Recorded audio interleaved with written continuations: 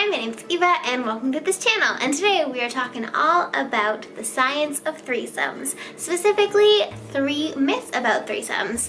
And funnily enough, when I went to start researching for this video, I found out that there's really not very much research on threesomes. Less research than I think on BDSM or kink or even consensual non-monogamy in general. So I'm gonna link to some really cool researchers at the end, and also in the comments let me know what you think a really cool study on threesomes could be, because we should be doing some. So the first myth about threesomes is about a specific kind of threesomes called the MMF threesome, which stands for male, female threesome. And the stereotype or cultural idea around these types of threesomes is that only queer or bi or gay men might be interested in participating in them. But this is not necessarily true. So Dr. Ryan Scoats, who is a really cool researcher, kind of the king of threesome research, he did a study where he sat down and interviewed 30 guys who went to university in England about their experience and desires around MMF threesomes.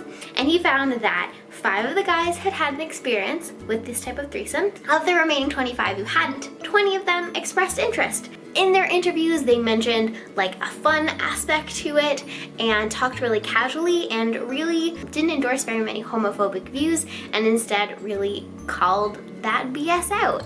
So that's pretty awesome to see that this level of like sexual fluidity and experimentation, which is more often afforded to women, is starting to hopefully expand to people of all genders. The second myth is all about communication. So if you know me or this channel, you know that I am a big proponent of sexual communication with 2 people, and if you add a 3rd person, you might think that the communication should maybe up the ante a little bit, but this study did not find that. They found that 81.5% of participants who had engaged in some sort of threesome had not talked about preferences or limits or rules beforehand. That's so stressful to me! Both threesomes that had romantic relationships, bringing on a 3rd person, and more casual sex threesomes talked about sexual health risks and had that conversation equally, which is good, but also everybody should be talking about all of these things more, please.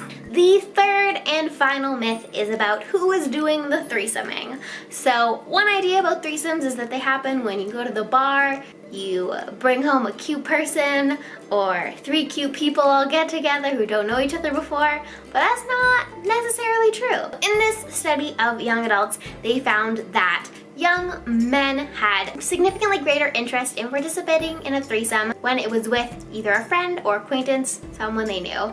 And that was both if they were in a couple bringing on a 3rd person and if they were the 3rd person joining a couple. This increase in interest only applied to women when they were the 3rd joining a couple. This also follows along with the research that Ryan Scoats did, the study from the beginning. Of the 20 male participants who had not participated in an MMF threesome but were interested, 14 out of 20 of them specified that they would only really want to do that if it was with someone they knew, a friend, or a bromance. So maybe Andy Samberg and Justin Timberlake's song isn't the most scientifically inaccurate.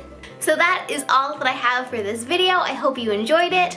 I'm so sorry that there isn't more research on threesomes. Can we just, as a community, fund a study on threesomes? Because that would bring me a lot of joy. Also, let me know what you think a cool threesome study would be. But yeah, that is all for me today. You can follow me on Twitter and Instagram. You can also like this video if you like it, and subscribe if you aren't already. But that is all for me today. Have a lovely day.